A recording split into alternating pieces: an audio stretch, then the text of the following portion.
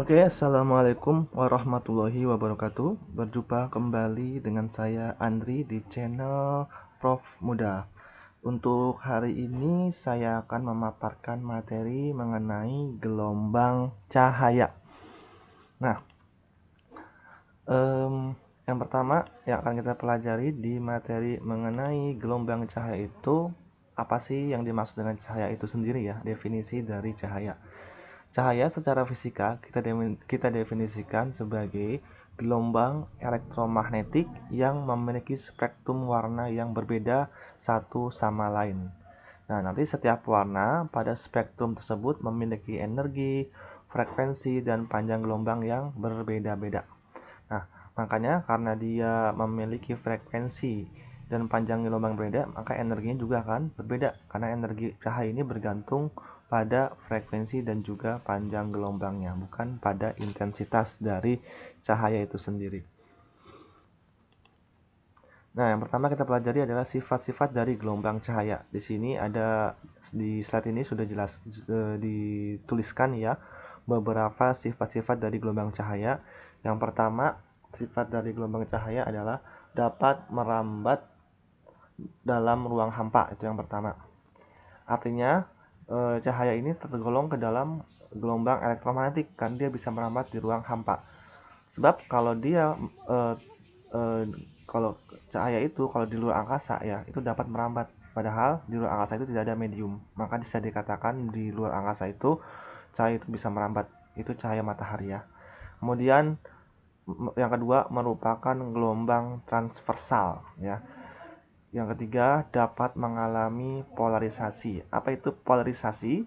Polarisasi adalah peristiwa terserapnya sebagian arah getar cahaya ketika memasuki medium polarisator. Nah, misalkan ada cahaya tuh arahnya ke atas, ke bawah, ke kiri, ke kanan. Nah, kemudian cahaya itu dilewatkan pada medium polarisator sehingga arah yang vertikal dihilangkan. Akibatnya cahaya yang arah horizontal itu akan diteruskan tapi yang arah vertikal diserap. Nah, peristiwa semacam itu dinamakan dengan polarisasi. Yang keempat, dapat mengalami refleksi atau pemantulan. Yang kelima, dapat mengalami pembiasan atau refraksi. Yang mungkin kamu sudah tahu apa itu pembiasan. Pembiasan itu peristiwa dibelokannya cahaya ketika melewati medium yang berbeda. Yang berikutnya dapat mengalami interferensi. Apa itu interferensi? Interferensi itu adalah perpaduan dua buah gelombang. Syaratnya untuk peristiwa interferensi ini amplitudo dan frekuensinya harus sama supaya menghasilkan cahaya yang koheren. Difraksi dapat mengalami difraksi. Difraksi ini adalah peristiwa pelenturan gelombang. Yang terakhir itu dapat merambat dalam arah lurus. Nah, inilah sifat-sifat dari gelombang cahaya. Selanjutnya, pembiasan pada prisma. Di sini kamu amati ada sebuah prisma ya, ada sebuah prisma segitiga. Cahaya dilewatkan pada prisma, kemudian dibelokkan, artinya dibiaskan, kemudian dibelokkan lagi, dibiaskan. Jadi pada prisma ini mengalami dua kali pembiasan. Pertama, di sini ada sinar datang dengan sudut datang sebesar θ1 terhadap garis normal. Ini garis yang putus-putus ini dinamakan dengan garis normal. Apa itu garis normal? Garis normal itu garis yang tegak lurus dengan bidang. Namanya garis normal. Dibelokkan, kemudian membentuk sudut θ2 terhadap garis normalnya. Kemudian memasuki bintang pembatas yang kedua, di sini dibiaskan kembali ya dengan sudut datang θ3 dan sudut biasnya θ4. θ4-nya di sini nih harusnya ya. Ini salah gambarnya. θ4 di atas ini. Ya, sudutnya terhadap garis normal. Nah, perpanjangan antara sinar datang dengan sinar bias ya atau sinar yang meninggalkan prisma, sinar datang dengan perpanjangan sinar yang keluar dari prisma itu disebut dengan sudut deviasi. Jadi sudut deviasi itu sudut yang dibentuk antara perpanjangan sinar datang dengan perpanjangan sinar yang keluar dari prisma. Jadi kita lihat nih, ini sinar datangnya kalau kita perpanjang kan harusnya lurus tuh seperti ini. Nah, ini sinar yang meninggalkan prisma atau sinar yang keluar dari prisma. Kalau kita perpanjang ke belakang, ini nanti akan terjadi sudut. Nah, sudut ini disebut dengan sudut deviasi, yaitu perpanjangan antara sinar datang yang lurus ini dengan sinar bias seperti ini. Nah, inilah disebut dengan sudut deviasi. Beta ini disebut dengan sudut puncak atau nama lainnya sudut bias. Nah, untuk menghitung beta atau sudut puncak, kita bisa pakai rumus ini. Beta sama dengan theta 2 ditambah theta 3. Jadi yang ini tambah ini. Sedangkan untuk menghitung sudut deviasi, kita bisa pakai persamaan theta 1 ditambah theta 4 yang ini dikurang dengan sudut puncaknya theta. Jadi theta 4 itu bukan yang ini ya, yang ini gambar salah nih. Berikutnya, sudut deviasi minimum. Apa itu sudut deviasi minimum? Sudut deviasi minimum itu ketika theta 1-nya sama dengan theta 4 dan theta 2-nya sama dengan theta 3. Itu terjadi deviasi minimum. Jadi kalau dilihat dari slide-nya, ini theta 1-nya sama dengan yang di sini theta 4 ya. Sudutnya terhadap garis normalnya. Theta 2-nya sama dengan theta 3. Kalau sama ini berarti dinamakan dengan sudut deviasi minimum. Nah, kalau kita gambar grafik yang dibentuk antara sudut deviasi minimum dengan sinar sudut datangnya ya, sudut deviasi minimum, ini nanti untuk grafiknya seperti ini melengkung. Nah, untuk menghitung deviasi minimum, kita menggunakan persamaan deviasi minimum sama dengan 2 kali theta 1 dikurangi dengan beta sudut puncaknya. Nah, kalau di soal itu diketahui indeks bias medium pada prismanya dan kita ingin menghitung deviasi minimum, kita bisa menggunakan persamaan Nm dikali sin setengah beta plus deviasi minimumnya sama dengan Np dikali sin setengah beta. Nm itu disebut indeks bias medium, tempat prisma itu berada. Jadi nanti bisa berada di udara, bisa berada di air, bisa berada di minyak. Nanti di soal disebutkan mediumnya. Kalau di udara, mediumnya itu selalu indeks bias mediumnya selalu 1. Ya, jadi perlu diingat, kalau tidak disebutkan di soal atau dia berada di udara, maka indeks bias mediumnya kita anggap nilainya 1 kalau di udara ya. Beta ini sudut puncaknya atau sudut bias dari prisma tadi yang sudah dijelaskan. Ini adalah sudut deviasi minimum. Np itu indeks bias prisma. Di soal akan disebutkan nilai Np-nya atau indeks bias prismanya. Beta tadi sudut puncaknya. Nah, kalau sudut puncaknya atau sudut biasnya kurang dari sama dengan 15 derajat, maka berlakulah persamaan ini. Sin setengahnya hilang, kita coret. Sisanya tinggal Nm dikali beta ditambah deviasi minimum sama dengan Np dikali beta. Nah, ini rumus yang digunain kalau sudut biasnya kurang dari 15 derajat. Seperti itu. Contoh, pada suatu prisma sama kaki dengan sudut puncak 30 derajat yang berada di udara, datang seberkas sinar dengan sudut datang 45 derajat dan terjadi deviasi minimum. Tentukan indeks bias prisma. Kalau diketahui sin 15 derajat 0,25. Diketahui sudut puncaknya 30 derajat. Sudut datangnya atau theta 1-nya 45 derajat. Yang ditanya berapa indeks bias prismanya. Nah, untuk menghitung indeks bias prisma kan kita menggunakan rumus ini ya. N medium dikali sin setengah kurung beta plus dm sama dengan mt dikali sin setengah beta. Nah, kenapa kita pakai rumus ini? Karena sudut biasnya lebih dari 30 derajat. Jadi kita pakai yang ada sin setengahnya. Kalau kurang dari 15 derajat. Kalau sudutnya lebih dari 15 derajat, pakai rumus yang ini. Tapi kalau sudutnya kurang dari 15 derajat yang seperti tadi ini, kalau kurang dari 15 derajat kita pakai rumus yang ini ya, menggunakan rumus yang bawah. Kalau sudah lebih berarti pakai rumus yang atasnya. Seperti itu. Nah, kembali lagi ke sini, sudut betanya 30 derajat berarti dia lebih dari 15 derajat sehingga kita pakai rumus yang ini.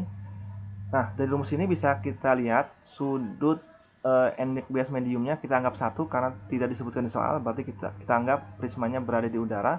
Betanya atau sudut puncaknya 30 derajat, deviasi minimumnya adalah ini tadi belum ada nih deviasi minimum dm-nya, berarti kita harus cari terlebih dahulu dengan menggunakan rumus yang ini dm atau deviasi minimum sama dengan 2 kali theta 1 dikurang beta. 2 dikali theta 1-nya atau sudut datangnya tadi adalah 45 derajat. Nah, ini 45 derajat dikurangin beta sudut puncaknya 30. Jadi 90 dikurang 30 sama dengan 60 derajat. Baru kita masuk ke rumus yang awal tadi. Nm-nya 1, sin setengah 30 derajat, betanya tambah dm-nya adalah 60. Sama dengan indeks bias prisma yang kita cari dikali sin setengah, betanya 30 derajat. Ini 1 dikali sin setengah 30 tambah 60 kan 90 dikali setengah ya. Np dikali sin 15. Sin 45 sama dengan tadi sin 15 derajat itu adalah 0,25 dikali dengan Np. Setengah akar 2 sama dengan 0,25 Np. Nah, ini kan 0,25 itu tidak lain adalah 1/4 ya. Sini setengah akar 2 saya tulis lagi sama dengan 1/4 Np. Ini 4 sama 2 saya coret jadi 2. 2 dikali silang. Jadi indeks bias prismanya itu adalah 2 akar 2. Nah, ini persoalan yang kita selesaikan ya. Berikutnya dispersi. Apa itu dispersi? Dispersi itu adalah peristiwa terurainya cahaya putih yang dilewatkan pada sebuah prisma menjadi sederetan spektrum warna-warna. Jadi kalau saya punya prisma seperti ini, kemudian ada cahaya putih melewati prisma, maka cahaya putih ini akan terurai menjadi warna-warna Mejiku, Hibiniu, merah, jingga, kuning, hijau, biru, nila, dan ungu. Nah, ini kalau dilihat ya, yang memiliki energi paling besar itu adalah yang warna ungu. Yang energi paling besar adalah warna ungu, paling kecil warna merah energinya. Jadi makin ke bawah itu energinya makin besar. Tapi panjang gelombangnya makin pendek. Ya, jadi ketika energinya makin besar, panjang gelombangnya itu makin pendek. Sehingga bisa kita simpulkan panjang gelombang terpanjang itu adalah warna merah, panjang gelombang terpendek adalah warna ungu. Sedangkan untuk frekuensinya, frekuensi terbesar dimiliki oleh yang warnanya ungu karena energinya paling besar. Frekuensi terkecil dimiliki oleh yang warnanya merah. Makin ke bawah, frekuensinya makin besar. Untuk menghitung sudut dispersi ya dari cahaya putih yang dilewatkan pada prisma, yaitu sudut dibentuk antara warna merah dengan warna ungu, kita menggunakan persamaan sudut dispersi sama dengan deviasi warna ungu dikurangi deviasi warna merah. Ini kalau diketahui sudut deviasinya. Tapi kalau tidak diketahui sudut deviasinya, kita menggunakan rumus sudut dispersi sama dengan indeks bias warna ungu dikurangi indeks bias warna merah dikali sudut puncak prismanya, seperti itu. Contoh, sebuah prisma kaca Flinta mempunyai sudut puncak 12 derajat dalam keadaan deviasi minimum. Sudut dispersi antara sinar merah dan sinar ungu jika diketahui indeks bias kaca Flinta warna merah 1,644 dan warna ungu 1,664 adalah titik-titik. Kita tulis dulu apa yang diketahui di soal. Pertama, di situ ada sudut puncaknya beta itu 12 derajat. Indeks bias mediumnya itu untuk yang indeks bias warna merah ya maksud saya. Indeks bias warna merah itu adalah 1,644. Indeks bias warna ungu dari soal 1,664. Berapa sudut dispersinya? Karena diketahui indeks bias, kita pakai rumus sudut dispersi sama dengan beta dikali indeks bias warna ungu dikurangi indeks bias warna merah. Betanya 12, kurung buka 1,664 dikurang 1,644 dikurangin jadinya 0,02 dikali 12 jadinya 0,24. Jadi sudutnya dibentuk antara warna merah dengan warna ungu adalah 0,24 derajat seperti itu untuk sudut dispersinya. Nah, berikutnya mengenai interferensi celah ganda. Interferensi celah ganda itu adalah perpaduan dari sinar-sinar yang keluar dari dua celah pada percobaan Young. Karena ini percobaannya dilakukan oleh si Young. Jadi dia melakukan percobaan seperti ini, menggabungkan dua buah gelombang sinar. Ini ada sumber cahaya, misalkan sebuah lampu ya sumber cahayanya. Kemudian dia buat dua celah. Celah pertama, sumber cahaya pertama ini celah yang kedua. Sinar keluar dari celah pertama mengenai layar. Ini ada layarnya. Ini layar. Kemudian sinar dari celah yang kedua sama ya mengenai layar. Kan nanti gabung nih antara sumber sinar yang pertama dengan sinar kedua bergabung sehingga nanti di sini akan terbentuk pola interferensi berupa garis gelap terang. Nah, jarak antara kedua celah pertama dengan celah kedua itu jaraknya adalah D. Jadi D di sini adalah jarak antara celah pertama dengan celah kedua. Jarak celah ke layar ya itu dinamakan dengan L. Ya, saya ulangi lagi, jarak celah ke layar itu adalah L. Nah, nanti di sini di layar ini akan terbentuk pola interferensi berupa garis terang gelap terang. yang warnanya sangat putih itu disebut dengan terang pusat. Ini titik O ini disebut dengan terang pusat. Nanti di sebelah atasnya ini ada pertama ada terang, ada gelap, ada terang, ada gelap pertama, ada terang pertama, ada gelap kedua, ada terang kedua, dan seterusnya.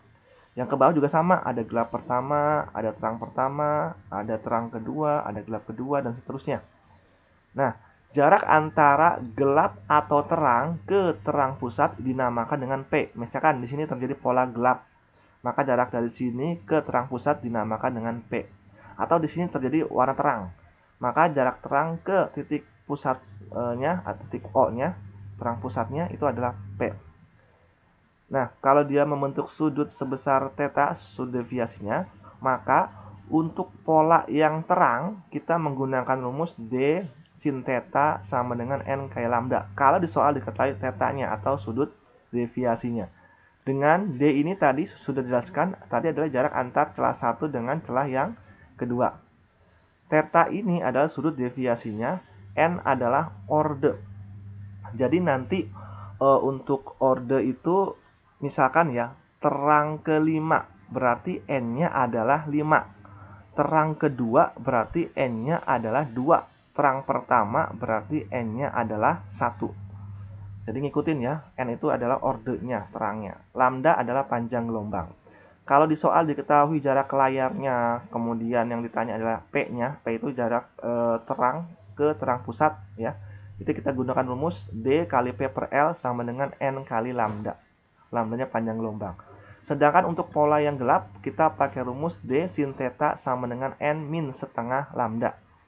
Dengan D-nya itu tadi sama ya, jarak antar celah satu dengan celah kedua jaraknya. P-nya ini sin theta-nya itu sudut deviasinya sama lambda panjang gelombang.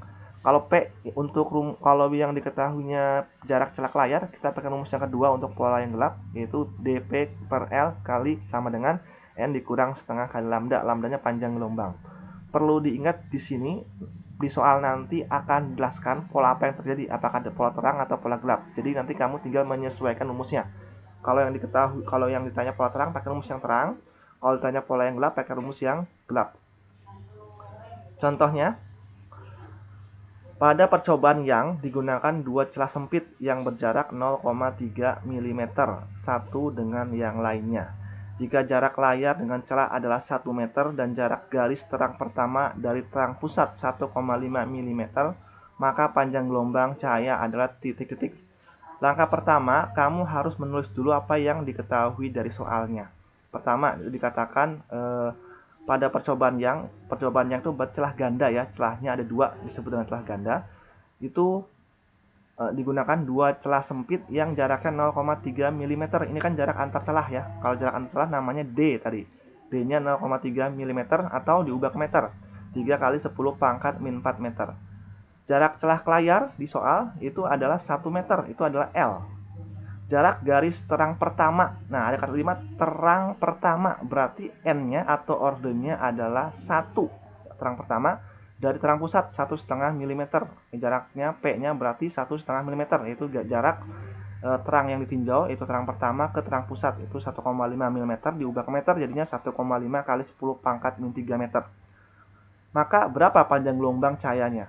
Dengan menggunakan rumus yang tadi, karena di sini diketahuinya pada garis yang terang, maka pakai rumus yang pola terang. Pada pola terang itu kan berlaku rumus D kali P per L sama dengan N kali lambda. Dengan D-nya 3 kali 10 pangkat min 4, P-nya 1,5 kali 10 pangkat min 3, per L-nya 1, sama dengan N-nya, ini ordonya tadi 1 ya, kan terang pertama kali lambda. Sehingga didapatkan lambdanya, kalau dikaliin 4,5 kali 10 pangkat min 7 meter. Seperti itu cara menghitung pola interferensi pada celah ganda atau celah yang disebutnya. Yang terakhir, ini jarak antara dua garis terang atau dua garis gelap berurutan. Jadi kalau di soal yang ditanyanya berapa sih jarak antara garis gelap dan garis terang berurutan, kamu bisa menggunakan rumus ini. Delta P kali D per L sama dengan lambda. Delta P itu jarak dua garis terang atau dua garis gelap yang berurutan. D-nya itu adalah jarak antar celah, L-nya jarak celah layar, lambdanya adalah panjang gelombang, seperti itu. Oke, materi mengenai gelombang cahaya saya potong sampai sini. Untuk yang minggu depan itu akan masuk masih materi mengenai gelombang cahaya, mengenai pola cahaya, pola difraksi cahaya ya. Nanti ada difraksi celah tunggal, ada difraksi celah majemuk atau kisi difraksi.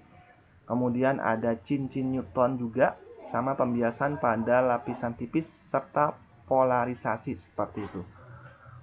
Oke, cukup sekian dari saya. Wassalamualaikum warahmatullahi wabarakatuh.